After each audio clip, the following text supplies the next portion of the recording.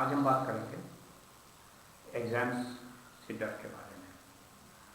आप एग्ज़ाम्स करीब आ चुके हैं और ज़्यादातर बच्चे जो साल भर पढ़ रहे थे वो परेशान होने लगे हैं कि अब एग्ज़ाम्स में कैसा होगा, क्या होगा। अच्छे बच्चे इस बात से परेशान हैं कि उनके नंबर कम ना हो जाएं। जिन्होंने बहुत मेहनत नहीं करी थी, मध्यम क्षमता वाले बच्चे थे, उन बच्चों की समस्या ये है कि वो बच्चे ये चाहते हैं कि ऐसा न हो कि पता लगा जो हमने पढ़ा वही ना आए। और जो कमज़ोर बच्चे हैं वो इस बात से दुविधा में हैं कि हमने तो कुछ ठीक से पढ़ा ही नहीं है, पता नहीं पास हो भी पाएंगे कि नहीं हो पाएंगे। स्थिति कोई भी हो, ना तो एग्ज़ाम्स की डेट बदलने वाली है और ना ही ये होगा कि आप परीक्षा देने से बच जाए, क्योंकि एग्ज़ाम भी देना ही है और एग्ज़ाम्स की डेट भी फाइनल हो ही चुकी है। कहीं अभी 2 हफ्ते बाद इम्तिहान है तो कहीं 15 दिन बाद या महीने भर बाद इम्तिहान। ऐसी स्थिति में ज़रूरी हो जाता है कि आप जो कुछ आपने आज तक किया है उस पर अपना विश्वास रखें, धैर्य बनाए रखें और मेहनत करें। रास्ता क्या है? रास्ता एकमात्र ये है कि आपने अब तक जो भी पढ़ा है उसको ठीक से पढ़ें, धैर्य से पढ़ें और मन को शांत रखें। देखिए, होता ये है कि जब मन अशांत होता है तो ऐसी स्थिति में जो हमारे बॉडी से स्ट्रेस हार्मोन सेक्रीट होते हैं, हमारी बॉडी से जो स्ट्रेस हार्मोन्स निकलते हैं, ये हमारे नर्वस सिस्टम के कोऑर्डिनेशन को या जो सामंजस्य होता है उसको बिगाड़ देते हैं, उस संतुलन को तोड़ते हैं, नष्ट करते हैं। ऐसी स्थिति में क्या होता है कि यदि आप बहुत डरे हुए हों तो जो कुछ आपको आता है वो भी आप भूलने लग जाते हैं। आप बहुत अच्छी तैयारी आती है, पर अगर आप बहुत डरे हुए हैं तो हो सकता है कि आते हुए प्रश्न भी आप भूल जाएं। तो इसलिए सबसे पहली चीज़ जो आपको करनी है वो ये कि आपको डर से बचना है। आपको डरना बिल्कुल नहीं है। इसके मोटे तौर से आप उदाहरण ये ले सकते हैं कि आप कभी सड़क पर जा रहे हो, अचानक कोई दुर्घटना घट जाए। जब दुर्घटना घटती तो आपको समझ में नहीं आता कि आप करें क्या। उस समय आप इतना घबराए हुए होते हैं, इतना परेशान होते हैं, इतना ज़्यादा डरे हुए होते हैं कि आपके जो निर्णय लेने की क्षमता होती है वो और जो आपकी बुद्धि होती है, दोनों के बीच का सामंजस्य बिगड़ने लग जाता है और आप तत्कालिक निर्णय जल्दी से नहीं ले पाते हैं। पर यदि आप ऐसी स्थिति में भी अपने मन को शांत रखते हैं तो आपको उपाय समझ में आते हैं। अगर आप गिर पड़े हैं तो आप उठ के खड़े होते हैं, अगर आपकी मोटरसाइकिल स्कूटर गिर पड़ी है तो आप उसको उठाते हैं और उसके बाद आराम से धैर्य से अपने आप को चेक करते हैं, देखते हैं कि कहीं कुछ गड़बड़ तो नहीं है, कि सब कुछ ठीक है। अगर आपको कुछ गड़बड़ लगती है तो आप उसके हिसाब से अपने परिवार को संपर्क करते हैं या अपने जानने वालों को संपर्क करते हैं। पर यदि आप डर जाएँ बिल्कुल, आप अपने जो चैतन्यता है, जो विवेक है, अगर आप वो खो दें तो आपसे कोई पूछे कि आप अपने पिताजी का या माताजी का या घर का परिवार का नंबर बता दिए, शायद वो भी बताने की आप स्थिति में नहीं होंगे, क्योंकि आपका जो मानसिक संतुलन है वो इतना असंतुलित होता है।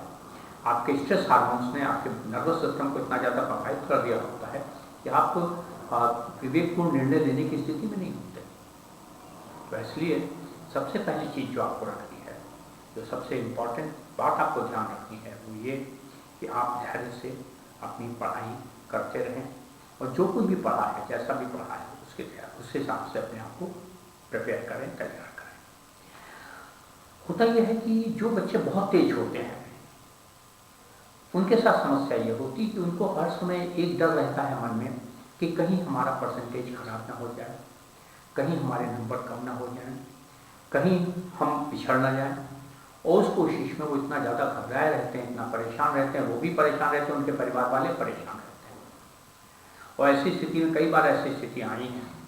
मैंने अपने बहुत लंबे लगभग 40-42 साल 45 साल के जो हमारा टीचिंग का अनुभव है उसमें मैंने देखा कि अच्छे बच्चे जिनको सब कुछ आता था, जो ओवर कॉन्फिडेंट थे, जिनको कि हमें पूर्ण विश्वास था कि बहुत अच्छा कर सकते हैं, वो इम्तिहान में इतना विचलित हो जाते थे कि अपने आप पे कंट्रोल नहीं कर पाते थे। आते हुए सवालों को देख कर रोने लगते थे कि ये तो हम नहीं कर पाएंगे।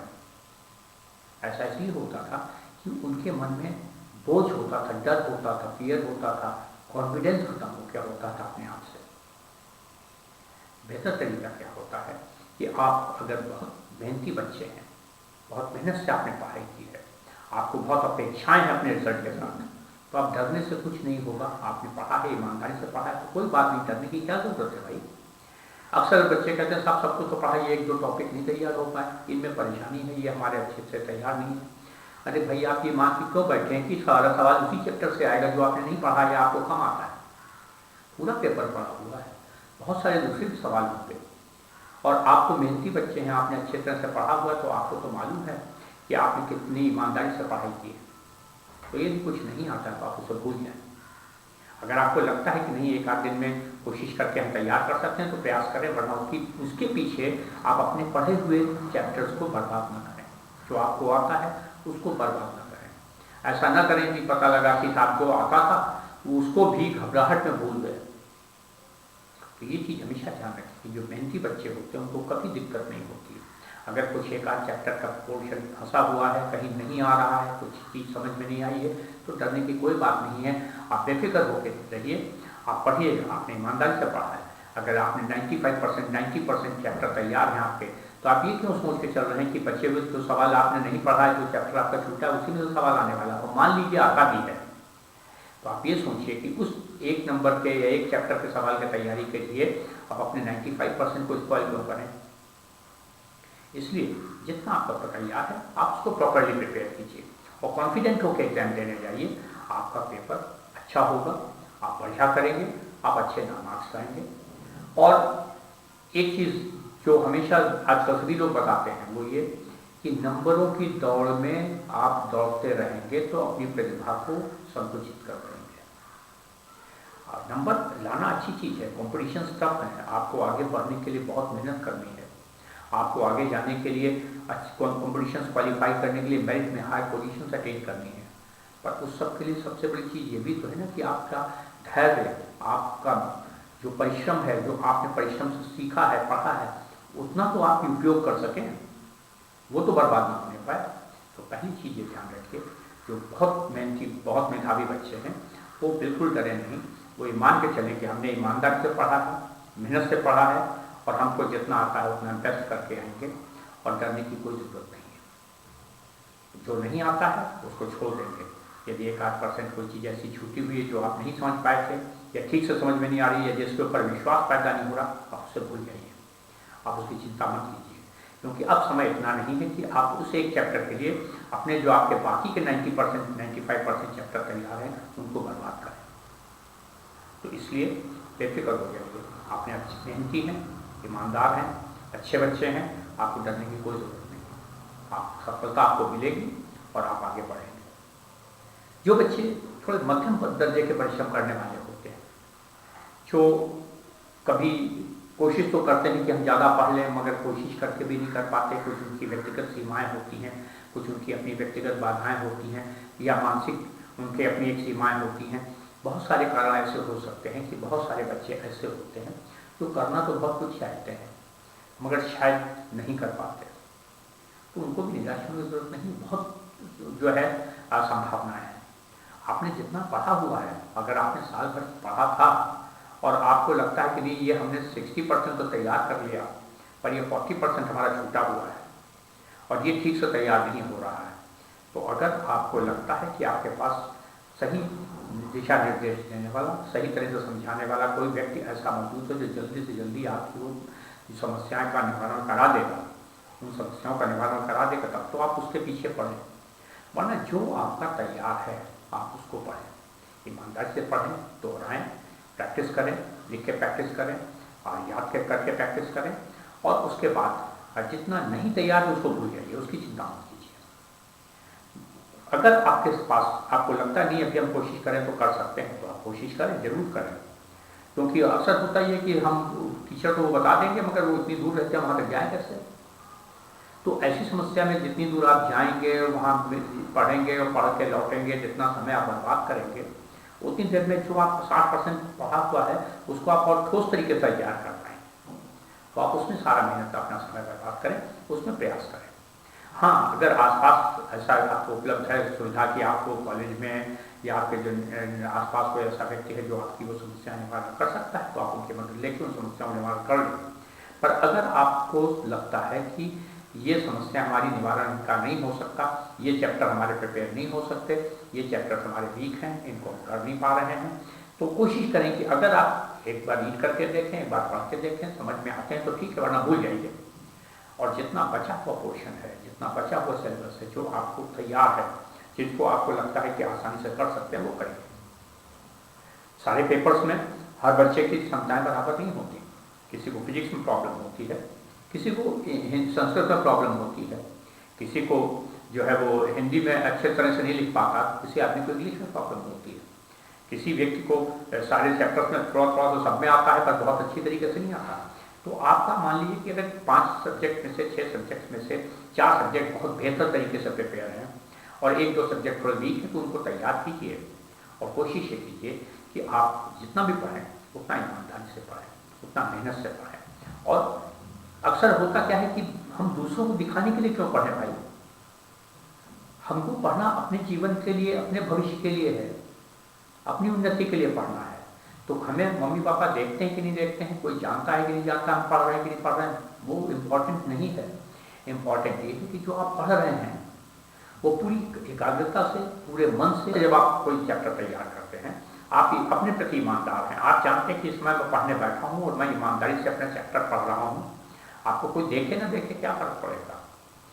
आप पढ़ रहे हैं, आप जो पढ़ रहे हैं, जो सीख रहे हैं, वो आप ही काम आना है, आप ही का भविष्य का उसका निर्माण होना है, आप ही का भविष्य उससे निर्मित होगा। इसलिए आप कभी भी ये मत देखें कि कोई कहे तो पढ़ें, या हमने इतनी देर पढ़ लिया, पापा ने देखा, पापा खुश हो गए कि हमने बहुत देर पढ़ लिया। ये बातें कोई महत्व नहीं रखती। महत्व ये होता है कि आपने जो पढ़ा वो पढ़ा कितनी ईमानदारी से, कितनी गंभीरता से, कितनी एकाग्रता से, और क्या जो आपने पढ़ा वो आपके मन में जाके स्थिर हुआ, आपके मस्तिष्क में वो स्थिर हुआ, वो आपके परीक्षा देते समय काम आएगा कि नहीं आएगा। ये तभी होता है जब आप अपना मूल्यांकन खुद करते हैं, जब आप ये देखते हैं कि जो हमने पढ़ा वो कैसे तैयार किया था, क्या हम वो उससे रिलेटेड क्वेश्चंस कर पा रहे हैं कि नहीं कर पा रहे हैं, क्या जो चैप्टर हमने पढ़ा था उस चैप्टर से जो रिलेटेड हमारे ओल्ड पेपर्स में दिए हुए हैं, पुराने पेपर में जो दिए हैं वो हम कर पाएंगे कि नहीं कर पाएंगे। इस तरह से अपना मूल्यांकन करते जाइए और तैयारी करते जाइए। बहुत से बच्चे ऐसे हैं जो जानते हैं कि हम और बेहतर कर सकते थे पर कर नहीं पा रहे हैं, चाहे वो जो भी कारण हो। तो जितना भी आपने किया है उसको तैयार तो करें, क्योंकि अगर अभी आप इस दुविधा में रहेंगे कि अभी तो हमारी तैयारी ठीक से नहीं हो पाई है, इम्तिहान सर पर आ गए हैं और इम्तिहान की डेट और डेट शीट और दोस्तों से इस बारे में बात करने में अगर समय बर्बाद हो जाता है कि अब हम क्या करें, उससे बेहतर ये कि उतनी देर में आप 1-2 चैप्टर तैयार कर लीजिए। अभी समय, अगर कुछ परीक्षाएं ऐसी हैं जो जैसे 24 मार्च से यूपी बोर्ड की परीक्षाएं शुरू हो रही हैं, तो 24 मार्च का बहुत दिन नहीं बचे। अब जब बहुत दिन नहीं बचे हैं तो ऐसी स्थिति में तो अब आपको बातों में या सोचने में या घबराने में टाइम गुजार देंगे तो काम नहीं चलेगा। आपको तत्काल निर्णय लेना है कि आप आज से ही पढ़ाई में जुट जाएं, जितना समय अधिकतम दे सकते हो। क्योंकि जिन लोगों ने बहुत साल भर ठीक से नहीं पढ़ाई करी, अब उनके पास ये 24 दिन, 25 दिन, 10 दिन का समय, 8 दिन का समय है, जिस समय के अंदर उनको जी जान लगा के मेहनत करनी है। और इसलिए क्योंकि ताकि वो क्वालिफाई कर सकें, वो पास हो सकें, वो अच्छे जो भी अपनी क्षमता के अनुरूप जितने भी अधिकतम अंक ला सकते हैं वो ला सकें। तो इसके लिए जरूरी है कि अब आप समय व्यर्थ ना करें, अब आप सोचें नहीं, अब आप डरे नहीं, अब आप ठंडे मन से पढ़ाई शुरू कर दें। और जो बच्चे बहुत अपने आप को कमज़ोर समझते हैं या कमज़ोर होते हैं, क्योंकि कुछ बच्चे ऐसे होते हैं जो एक्चुअली जिसे हम कह सकते हैं कि उनका जो सब्जेक्ट कॉम्बिनेशन उनके पिताजी ने, माताजी ने, परिवार वालों ने जबरदस्ती उनको दिलवा दिया, वो शायद उसके साथ कोप अप नहीं कर पा रहे हैं। और ऐसी स्थिति में वो करना तो बहुत चाहते थे मगर उतना अच्छा नहीं कर पा रहे जितना करना चाहिए। एक संभावना हो सकती है। दूसरा ये है कि शायद कुछ बच्चे ऐसे भी होंगे जिनकी मित्र मंडली ऐसी मिल गई होगी जिसने साल भर कभी पढ़ने पर ना खुद ध्यान दिया ना उनको ध्यान देने दिया, और अब उनको ऐसा एहसास हो रहा है इस बात का कि देर हो गई, हमारे पास समय था, हम पढ़ सकते थे। अगर आप उस श्रेणी में आते हैं कि आप अपने को कमज़ोर विद्यार्थियों की श्रेणी में रखते हैं, तब भी डरने की कोई ज़रूरत नहीं, क्योंकि डरने से होगा क्या? क्या एग्जाम की डेट बदल जाएंगी? क्या एग्जाम पोस्टपोन हो जाएंगे? अब कोरोना का पीरियड खत्म हो गया, ये भी नहीं होगा कि एग्जाम कैंसिल हो जाए। एग्जाम्स तो होने ही हैं और आपको एग्जाम देना ही। तो जब एग्जाम देना ही और एग्जाम सर पे आ चुके हैं तो ऐसी स्थिति में अब आपके सामने ऑप्शन क्या है? एकमात्र ऑप्शन ये है, अब आप पढ़ें। अब आप डर रहे हैं कि सब पढ़ेंगे तो मगर फेल हो गए तो। देखिए, अगर आप ईमानदारी, एक बच्चे चीज़ हमेशा याद रखिए, जो बच्चे अपनी पढ़ाई के प्रति, अपने प्रति ईमानदार होते हैं, उनको कभी किसी चीज़ से समस्या नहीं होती। अगर आपको यह एहसास हो गया है कि हम कमज़ोर हैं, हमने पढ़ाई ठीक से नहीं की थी, अब हमारे पास ज़्यादा समय नहीं है, हम कैसे क्या करें, तो डरने की कोई बात नहीं है। आज से आप अपनी किताबें निकालें, पूरी एकाग्रता से, सारे दोस्तों को तिलांजलि दे के, सारे जो ऐप्स हैं उनको तिलांजलि दे के, मोबाइल टीवी सबको तिलांजलि दे करके अगले 1 महीने जी जान लगा के पढ़ लीजिए। जिनकी परीक्षाएँ 24 तारीख से हैं वो तत्काल किताबें उठाएं और तत्काल बैठ जाएँ। जिनकी अगले महीने की 24 तारीख से हैं वो पढ़ाई में जुट जाएँ और चिंता करते ही न करें, मेहनत करें, अपने प्रति ईमानदार रहें और धैर्य के साथ काम लें। क्योंकि एक चीज़ हमेशा जो मैंने शुरू में कहनी थी कि जब भी कभी आप डरे हुए होते हैं तो आपका जो आते हुए पोर्शंस होते हैं, जो चैप्टर आपको आते हैं, जो आपके पढ़े हुए हैं, वो भी आप भूलने लग जाते हैं। उनकी भी आप ठीक से उनको एक्सप्लेन नहीं कर पाते, उनको बता नहीं पाते। ये सबके साथ लागू होती है, चाहे वो बच्चा टॉपर हो और चाहे बच्चा बैक बेंचर हो, सबके साथ ये बात लागू होती है कि यदि वो अब बहुत ज़्यादा डरा हुआ है, बहुत ज़्यादा घबराया हुआ है, बहुत ज़्यादा परेशान हुआ है, तो वो आते हुए क्वेश्चंस को भी कर नहीं पाएगा। उसको मालूम है कि ये क्वेश्चन हमको आता है, ये हम कर सकते थे, मगर डर की वजह से पता लगा लास्ट मोमेंट पे जो है वो उसको कैलकुलेशन समझ में नहीं आ रही है, क्वेश्चन का आंसर ही समझ में नहीं आ रहा है, याद ही नहीं आ रहा है। हाँ, मालूम तो है, आता तो है, हमने पढ़ा तो था, हमको याद है अच्छी तरह से, याद, तो इस समय ध्यान में नहीं आ रहा। तो वो इस समय ध्यान में ना आना जो है वो इसलिए होता है क्योंकि आप डरे हुए होते हैं, आप घबराए हुए होते हैं, परेशान होते हैं। और डरने, घबराने या परेशानी में आपका जो न्यूरल कोऑर्डिनेशन है, जो हमारी बॉडी के अंदर जो हमारे हार्मोन सिक्रीट होते हैं, वो हमारे नर्वस सिस्टम के साथ जो डिसबैलेंसेस जनरेट करते हैं, उससे हमारी मेमोरी बहुत अफेक्टेड होती है। तो ऐसी स्थिति में आप बहुत प्रयास करके भी अपना अच्छा परफॉर्म नहीं कर पाते। इसलिए आपने अगर साल भर नहीं पढ़ा था तो कोई डरने की बात नहीं, अब आप शुरू करें, अभी किताबें निकालें, पढ़ने बैठ जाएं, पढ़ें ईमानदारी से, अपने परिवार को दिखाएं नहीं, अपने दोस्तों को दिखाएं नहीं, अपने किसी को प्रभावित करने के लिए मत पढ़ें, अपने भविष्य के लिए, अपने जीवन के लिए पढ़ें और उसके बाद पढ़ करके तरक्की करें, जीवन में आगे आपको सफलता मिलेगी। डरने की कोई बात नहीं। ये जरूर है कि हो सकता है कि जो मेधावी बच्चे थे, जो 90% 95% वाले थे, तो वो तो नहीं आप कर पाएंगे, पर कम से कम अगर आप आज से ईमानदारी से पढ़ने बैठ जाएंगे तो ये गारंटी है कि आप फेल नहीं होंगे, आप पास जरूर होंगे। आप दूसरे बच्चे जो 10 में से मान लीजिए पेपर में 10 सवाल थे, तो 10 में से कोई बच्चे 8 सवाल करके आएंगे, कोई 6 सवाल करके आएंगे, आप भी कम से कम 4-5 सवाल कर लेंगे यदि आप धैर्य के साथ, ईमानदारी के साथ पढ़ाई आज से शुरू कर देते हैं। तो एग्ज़ाम से डरे नहीं, एग्ज़ाम का सामना करें और सफलता प्राप्त करें। चाहे बच्चे जो तेज हैं उनके साथ ये है कि अब जो नहीं पढ़ा था उसको भूल जाएं, जो पढ़ा है उसको तैयार करें। जो मध्यम श्रेणी के बच्चे हैं वो भी यही करें कि जितना आता है, जिस पे उनको कॉन्फिडेंस है, उसको कॉन्फिडेंस के साथ प्रिपेयर करें। और जो बच्चे कमज़ोर हैं उनके साथ भी यही एकमात्र रास्ता है कि जो कुछ भी आप अधिकतम पढ़ सकते हैं, आप पुराने पेपर लाइए, अनसॉल्व पेपर लाइए, उन अनसॉल्व पेपर से सेलेक्टेड क्वेश्चन सेलेक्ट कीजिए और उसके बाद उनको तैयार कीजिए और उसके बाद कोशिश करेंगे तो अच्छे नंबरों से आप भी इस तरह से पास हो जाएंगे कि आपको भी लगेगा कि ये उम्मीद हम छोड़ चुके थे, हमने कर लिया और कर सकते हैं, सब बच्चे कर सकते हैं। तो इसलिए आपको डरने को जरूरत। हाँ, एक बात और मैं कहना चाहूँगा, मेरा अब तक अनुभव रहा है कि अक्सर क्या होता है कि परिवार वाले, माता पिता, जो बड़े भाई बहन हैं, वो जब बच्चे एग्जाम देने जा रहे होते हैं तो कहते हैं भाई देखो ठीक से खा पी लो, ये भी खा लो, वो भी खा लो, अच्छा से खा लो, ये कर लो। एक चीज़ ये जरूर करिए, ये इसके वैज्ञानिक तथ्यों पर आधारित बात है कि जब आप परीक्षा देने जा रहे हैं उस समय जो भी खाएँ वो हल्का खाएँ, सुपाच्य खाएँ, पौष्टिक खाएँ और उसमें कार्बोहाइड्रेट की, शुगर की मात्रा सफिशिएंट होनी चाहिए। जो गरिष्ठ भोजन होता है, भारी भोजन होता है, जो हैवी डिशेस होती हैं, जो पनीर की बनी चीज़ें हैं या जो पनीर, मिल्क डेरिवेटिव, दूध डेरिवेटिव के, दूध के प्रोडक्ट की बनी हुई चीज़ें जो होती हैं, मिल्क प्रोडक्ट जो होते हैं, इनके कारण और अगर तली भुनी चीज़ें ज़्यादा हैं, मसालेदार चीज़ें हैं, या भारी भारी भोजन या भरपेट भोजन है, बहुत ज़्यादा मात्रा में भोजन आपने किया, इन सभी स्थितियों में क्या हो जाता है कि शरीर में खाना खाने के कुछ देर बाद सुस्ती आती है। ये सुस्ती जो होती है ये आपके न्यूरल कोऑर्डिनेशन को डिस्टर्ब करती है। नतीजा क्या होता है कि रिफ्लेक्सेस होते हैं, वीक हो जाते हैं। आप सवाल पढ़ते हैं, पर पढ़ने के बाद आप उतनी अच्छे तरीके से अपने आप को तुरंत जो रिस्पॉन्स आपका नॉर्मल कोर्स में होना चाहिए था वो रिस्पॉन्स नहीं रहता है सुस्ती की वजह से। और ये सुस्ती आती है या तो भोजन बहुत भारी हो या बहुत ज़्यादा मात्रा में हो।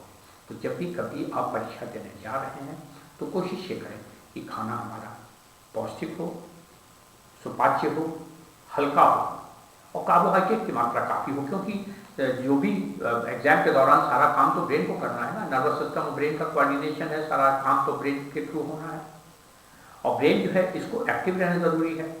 और जब आपने कभी पढ़ा होगा, जो लोग पॉलिटिकल साइंसेस के स्टूडेंट्स वो जानते होंगे कि मस्तिष्क जो होता है या जो हमारा नर्वस सिस्टम होता है ये हमारे शरीर की अधिकतम ऊर्जा कंज्यूम करता है, यहाँ अधिकतम ऊर्जा का उपयोग होता है। ऐसी स्थिति में यदि आपके बॉडी में कार्बोहाइड्रेट की डेफिशिएंसी हो जाए, कार्बोहाइड्रेट के कंटेंट्स कम पड़ जाए, तो नर्वस सिस्टम जो है वो उतना अच्छा कोऑर्डिनेट नहीं कर पाता।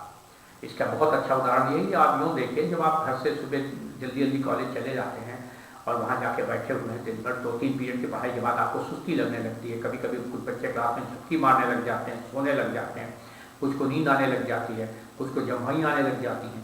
ये सब जो साइंस होते हैं ये होते हैं न्यूट्रिशन डेफिशिएंसी के या कार्बोहाइड्रेट डेफिशिएंसी के, जो कि नर्वस सिस्टम को स्लो डाउन कर देते हैं और वो रेस्ट मांगने लग जाता है। तो ये स्थिति एग्जाम के दौरान तो नहीं चल पाएगी ना। एग्जाम के दौरान तो आपका नर्वस सिस्टम बहुत अलर्ट रहना चाहिए। वो तभी है जब आपने कार्बोहाइड्रेट रिच फूड लिया हुआ हो, शुगर काफ़ी क्वांटिटी में रही हो, ताकि ड्यूरिंग एग्जाम्स आपको सफिशिएंट क्वांटिटी में कार्बोहाइड्रेट या शुगर मिलती रहे, ताकि आपकी एनर्जी सप्लाई का काम रुके नहीं नर्वस सिस्टम को और आप बेहतर तरीके से काम कर पाएँ। तो ऑल द बेस्ट विशेस, डरने की कोई बात नहीं है, मेरी शुभकामनाएं आपके साथ हैं। और आप जो भी बच्चे सुन रहे हैं, इस वीडियो को देख रहे हैं, मैं ये विश्वास दिलाता हूँ कि जो मैंने कहा अगर आप उस पर अमल करेंगे तो आप स्वयं महसूस करेंगे कि आप किसी से कमज़ोर नहीं हैं। आप बहुत कुछ कर सकते हैं और बहुत कुछ करेंगे।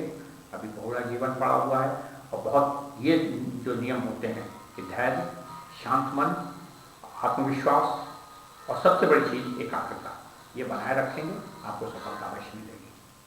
ठीक, मेरी शुभकामनाएं। धन्यवाद।